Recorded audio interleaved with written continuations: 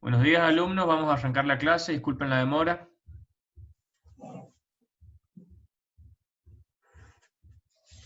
Sí, buenos días. Buenos días. Les pido disculpas también, estamos con unos pequeños problemas de internet. Ayer fue terrible, así que vamos a avanzar lo más rápidamente posible. Ayer les estaba explicando lo que son juntas o pares cinemáticos y les expliqué la clasificación, les había hablado de eslabones, su clasificación, y estábamos en la clasificación de juntas.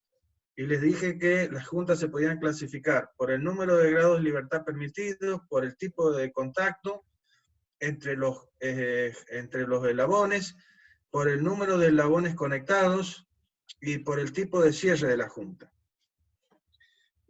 Más o menos hablamos sobre el tema, les mostré el tema correspondiente a las formas. Les dije que estas dos primeras representaban lo que se denominan las juntas completas.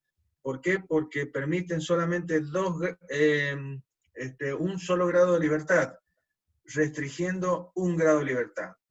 Lo que les dije era, para que ustedes puedan analizar esto, ya hemos definido bastidor. Bastidor es el eslabón del mecanismo que tiene todos sus grados de libertad restringidos, es decir, lo hemos agarrado al sistema de referencia fijo, por lo tanto no se puede mover. Entonces, si ustedes hicieran eso con este eslabón, lo hacen bastidor, ¿qué puede hacer este eslabón? Si yo lo he unido a través de un perno a este otro, y lo único que puede hacer es rotar. Por lo tanto, de los 3 grados de libertad que tenía este eslabón, le ha quedado uno solo. Por lo tanto, esta junta restringe 2 grados de libertad. Eso lo dijimos ayer. Esto constituye una junta o par cinemático de pasador, que permite un solo grado de libertad, que es la rotación, o sea, junta rotacional. En este caso era que permitía, es una junta también completa, porque permite un solo grado de libertad, pero en este caso de traslación. Por eso es una junta de corredera, o sea, que permite movimiento de traslación. Las dos conformaban juntas con cierre de forma, por el hecho de que la misma configuración de la junta hace que el cuerpo quede dentro del otro cuerpo. Entonces, eso configura, esta corredera se encuentra dentro de este otro cuerpo que constituye la guía, ¿sí?, de este otro cuerpo. Por lo tanto, básicamente la junta es una junta cuya configuración hace que este cuerpo esté contenido en este otro y no se pueda salir de la junta. El tema era con estas otras juntas que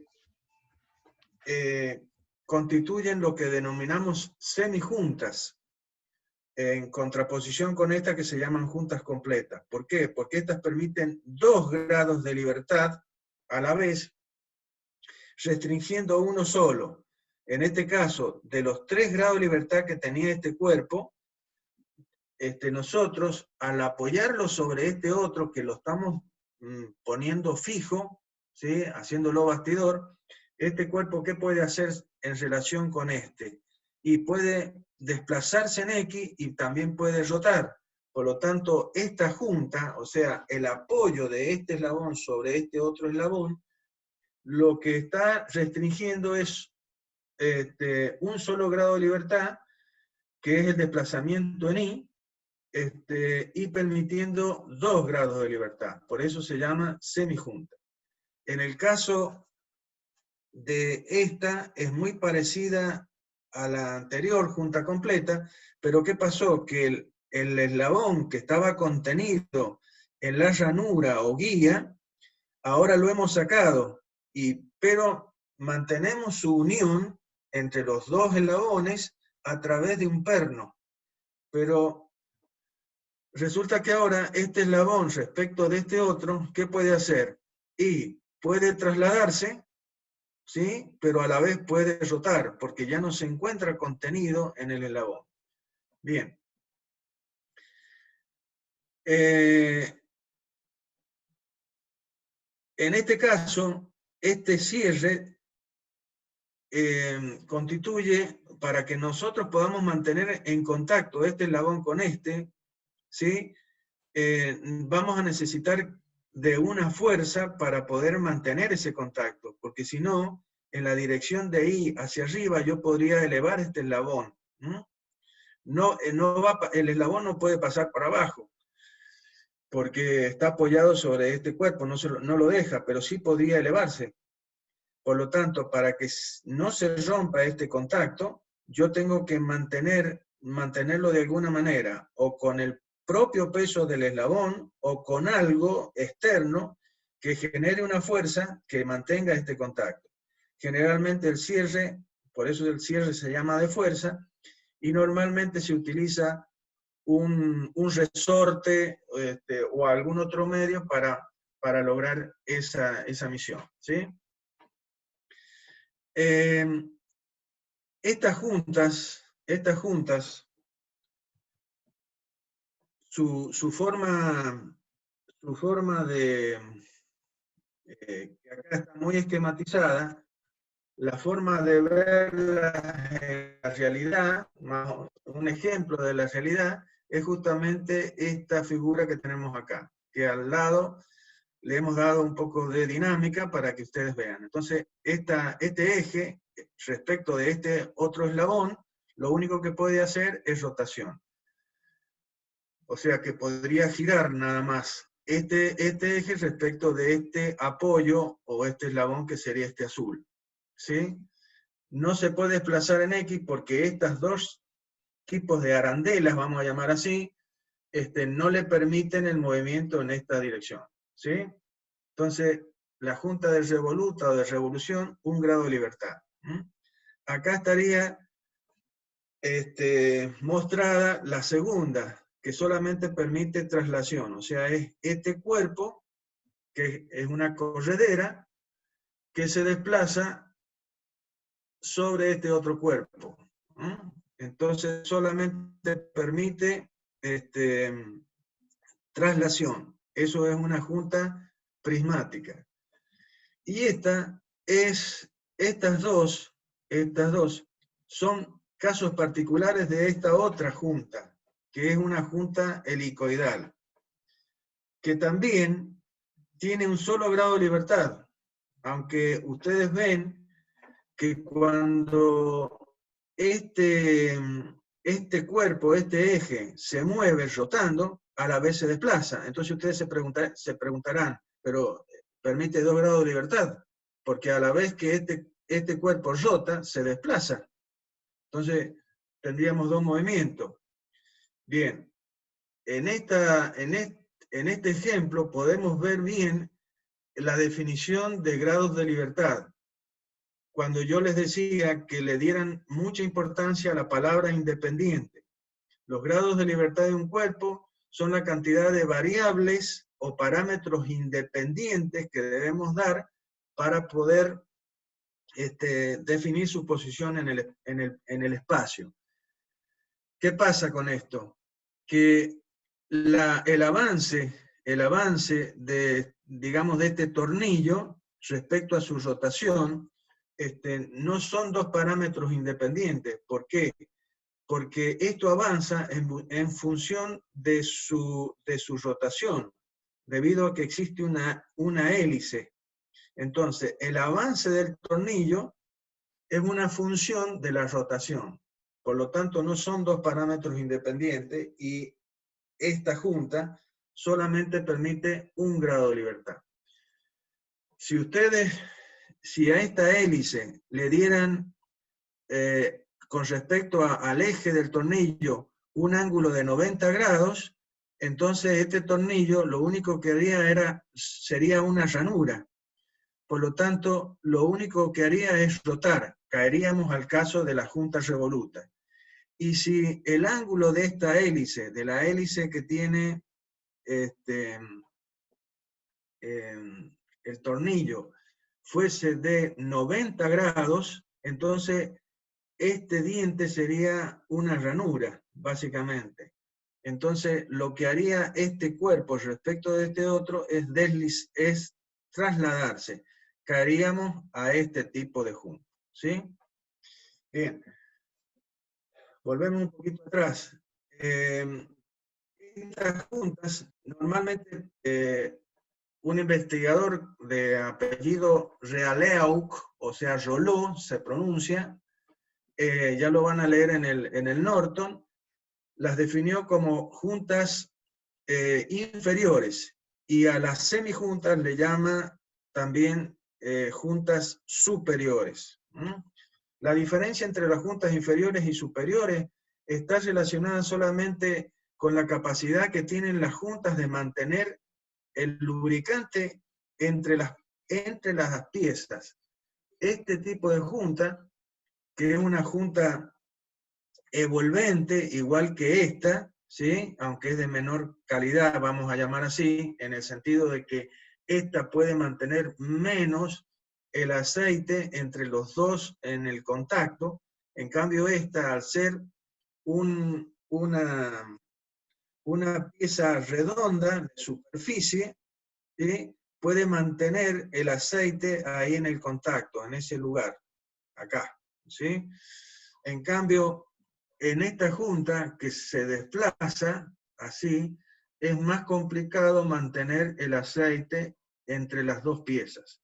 Digamos que esta arrastra el lubricante, y de esa manera no habría buena lubricación entre las piezas.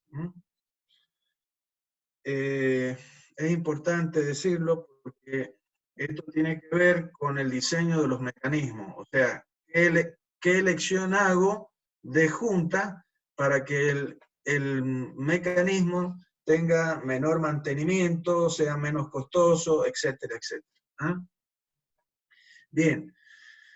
Además de tener juntas completas y semijuntas, o sea, que es la clasificación en función del número de grados de libertad que permite la junta, en este caso permite 1, en este caso permite 2. También teníamos el tema de si el contacto era de línea, de superficie o de punto. Por ejemplo, el contacto de un acerín, en este caso una pelota que está en contacto con un plano, esto podría ser la bolilla de un Sulemán en la pista, en este caso es de punto, ¿sí? En el caso de los engranajes va a ser de línea, porque este punto que estamos viendo de contacto acá, si le damos la profundidad va a ser una línea. Y en el caso de este eje contenido en esta pieza, el contacto es de superficie. También vimos el tema de forma, que ya se lo he demostrado, y aquí lo podemos ver en un ejemplo. O sea, el contacto entre esta guía y esta piecita, que es el otro eslabón, es de forma, porque este elemento, este eslaboncito, que es guiado por estas guías. Entonces, la forma de este eslabón hace que este otro se mueva en una u otra dirección. Bien. El tema de las semijuntas, generalmente también, estas semijuntas también, como les he dicho, permiten dos movimientos, el de traslación y el de rotación. Un ejemplo de esto es justamente el caso de una junta rodante. Esto podría ser el caso de una rueda de un vehículo, ¿sí? Rodando. Eso sería si nosotros a estas juntas logramos que entre este perno y la superficie de este eslabón haya una fricción tan importante que el desplazamiento en la dirección de X no se pueda realizar. Entonces, debido a la fricción que se genera entre este eslaboncito con la superficie de este otro eslabón, la pieza va a quedar, no va a poder desplazarse y solamente va a poder rotar. ¿Sí? En ese caso, lo que podríamos hacer la similitud con una rueda que solamente puede rodar, que tenga rodamiento. Ahora, esta rueda, si nosotros, si esto realmente es la rueda de un auto y vamos normalmente en el vehículo, esta rueda lo único que va a hacer es rodar. Pero si, digamos, vamos por un camino que está congelado, ¿qué va a pasar? Que esta rueda, lo más probable es que va a avanzar, pero al mismo tiempo va a patinar. Entonces, en ese caso, en el contacto entre el piso y la rueda va a haber, además de rotación, va a existir deslizamiento. Entonces, en ese caso, va a permitir 2 grados de libertad. Y en el otro caso sería el hecho de que yo freno, entonces la rueda deja de rotar y desliza. Entonces en ese caso se convertiría en una junta de deslizamiento o traslación. Entonces, esta semijunta, dependiendo de la fricción que yo pueda tener entre este eslabón y ese eslabón, se podría convertir en una junta rodante, que puede permitir solo rotación con deslizamiento si llega a patinar, o si yo freno la rueda, deslizamiento puro. Bien. En este otro gráfico podemos ver el concepto de orden de junta. El orden de junta tiene que ver con el número de eslabones que llegan a la junta. El caso más simple es el caso en que yo tenga 2 eslabones binarios conectados a través de un perno, a través de uno de los nodos de esos 2 eslabones. El orden de la junta se define como n-1, por lo tanto, n sería el número de eslabones menos 1. En el caso de 2 eslabones binarios, el orden de esta junta sería 1. ¿Sí? Porque son 2 menos 1, 1. En cambio, en esta otra, yo tengo 3 eslabones que llegan a la misma junta. En ese caso, el orden de esta junta es 2. 3 menos 1, 2. Esto que parece muy tonto, digamos así, es muy importante para el caso en el que nosotros tengamos que definir los grados de libertad de un mecanismo estoy hablando, que es lo que vamos a ver a continuación, que es diferente a los grados de libertad que tiene un cuerpo solo en el plano. Bien.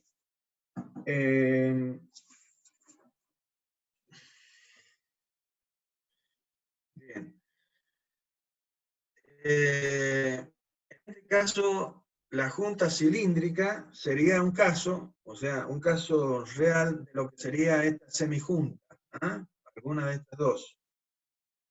Esta es una junta que permite, a la vez que está rotando, puede deslizar. Esto se llama junta cilíndrica. Todas estas juntas, todo este tipo de articulaciones o juntas o pares cinemáticos, ¿sí? Son parte de los mecanismos planos. Esta junta que está acá, esta junta la nombramos porque es una junta muy común. ¿Sí? Esta es la junta esférica, ¿sí? Que normalmente está quien maneja y pone cambios, está trabajando con una junta de este tipo. La palanca de cambio rota hacia un lado, hacia el otro, ¿sí? Hacia adelante, hacia atrás, gracias a que ustedes tienen una junta, ¿sí?, de este tipo, una junta esférica. Esta es una junta que normalmente es espacial y que tiene 3 grados de libertad. O sea, no se puede desplazar ni en X, ni en Y, ni en Z, pero sí tiene los 3 grados de libertad de rotación. Puede rotar libremente respecto de los 3 ejes. Y en el caso de la junta plana, que sería el hecho de un cuerpo plano moviéndose sobre otro cuerpo plano, esta sería una junta plana y también tendríamos los 3 grados de libertad, que sería el hecho de que se desplaza en X, se puede desplazar en Y y además puede rotar, como lo ven ustedes acá en la gráfica. Bien. Bien.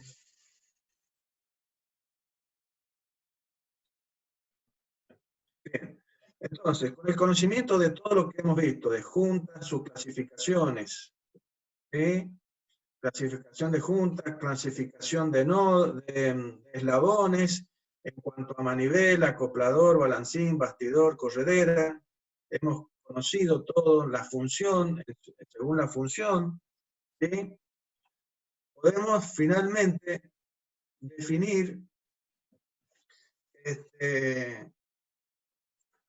lo que es cadena cinemática, lo que es mecanismo y lo que es máquina, que son definiciones de este investigador justamente de Roló, Reoleuc, Roló se pronuncia, que dio sus definiciones en función de el hecho de que él definió los diferentes elementos que componen a un mecanismo, que son básicamente los eslabones y las juntas. Entonces, ¿cómo definió cadena cinemática? Y básicamente como un ensamble de eslabones y juntas interconectados, de modo que proporcionen un movimiento de salida controlado en respuesta a un movimiento de entrada proporcionado. Ahí hemos puesto el ejemplo de una cadena, ¿sí?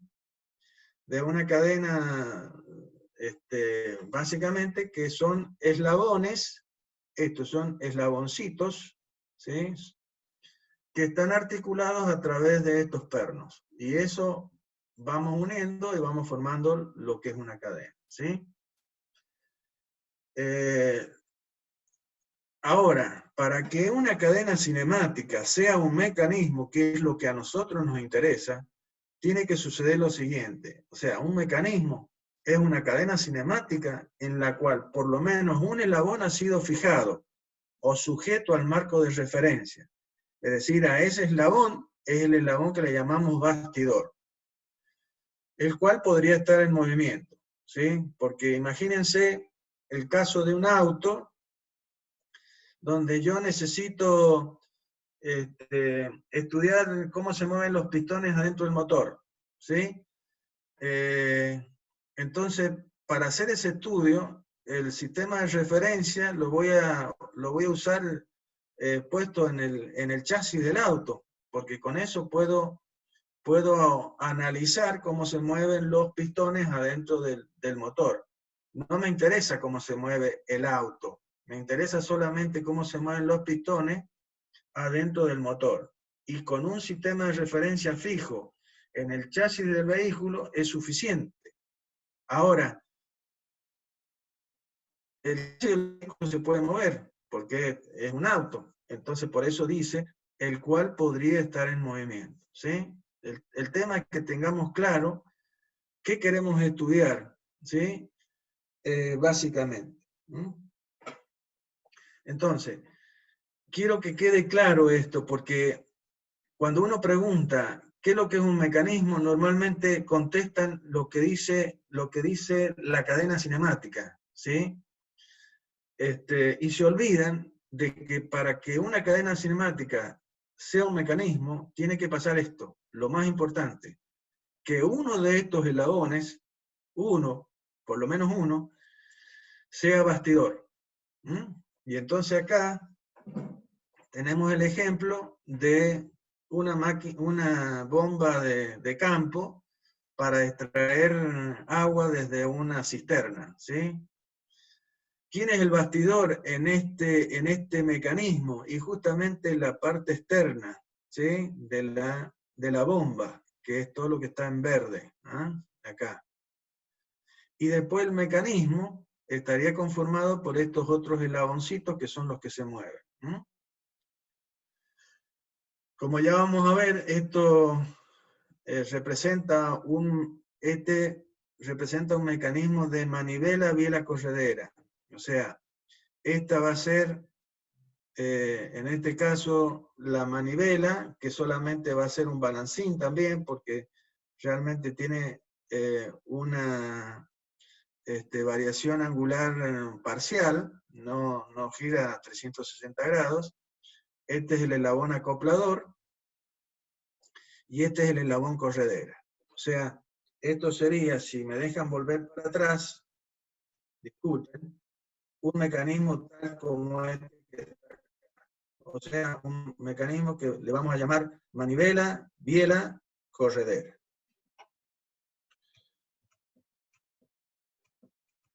Bien, ese mismo mecanismo está aplicado para generar una bomba que puede extraer agua desde una cisterna.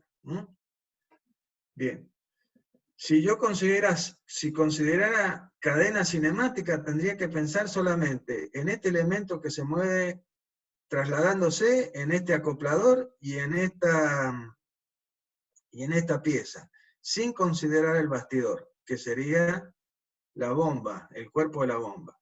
Ahora, cuando considero mecanismo, ya considero todo el cuerpo. Ahora, ¿cuál es la importancia de un mecanismo? Y la importancia de un mecanismo, básicamente, es, o cómo lo definiría completamente un mecanismo, y sería un ensamble de eslabones injuntas, interconectados de tal manera que van a proporcionar un movimiento de salida controlado en función de una entrada dada, básicamente. Y donde uno de los eslabones de esa cadena cinemática está fijada al sistema de referencia. Bien.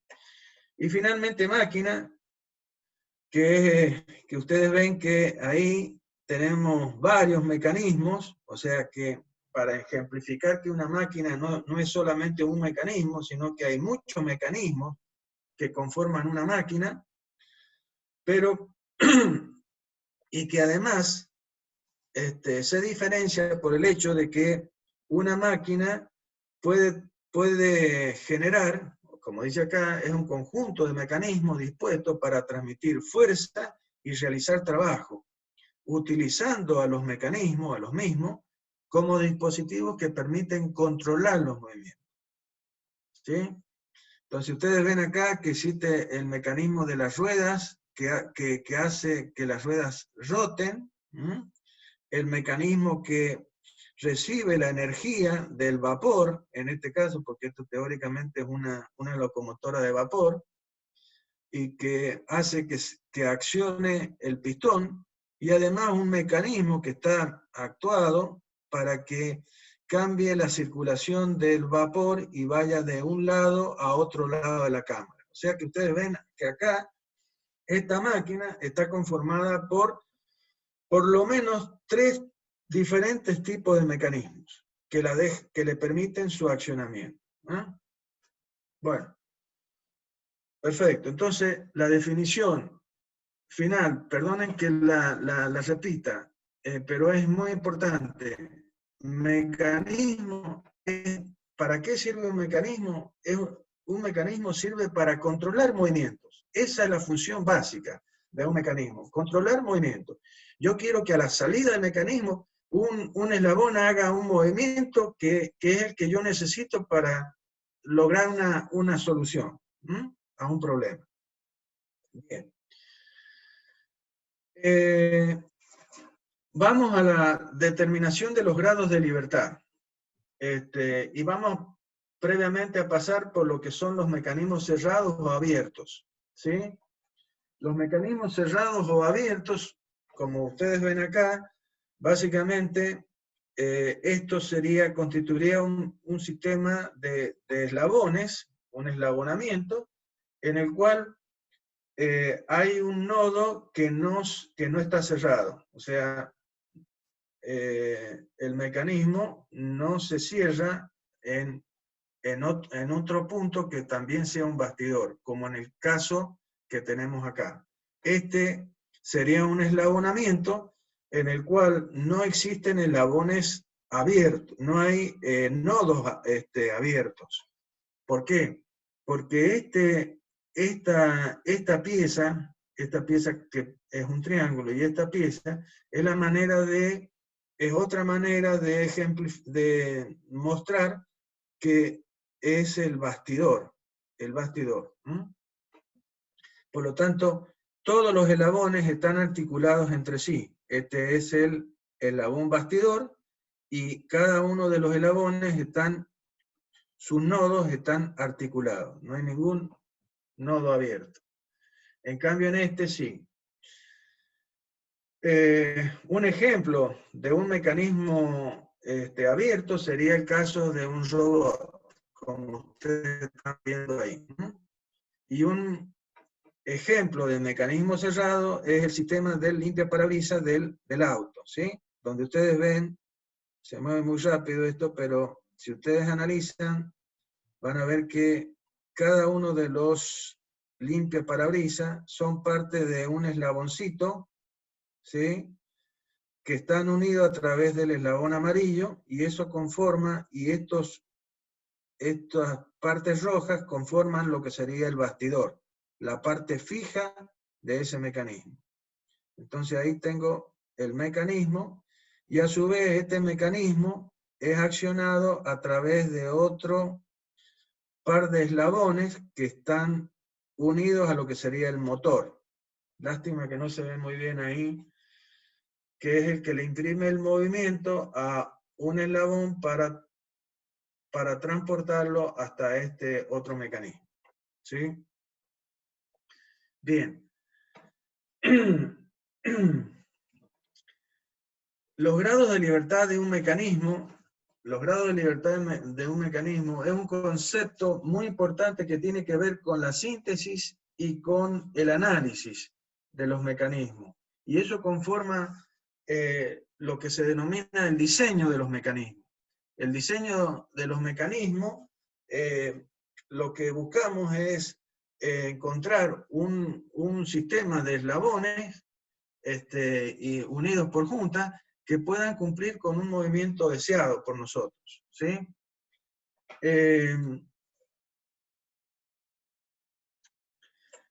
Pero en el caso, acá siempre yo les doy una pequeña idea de lo que es síntesis y lo de que es análisis.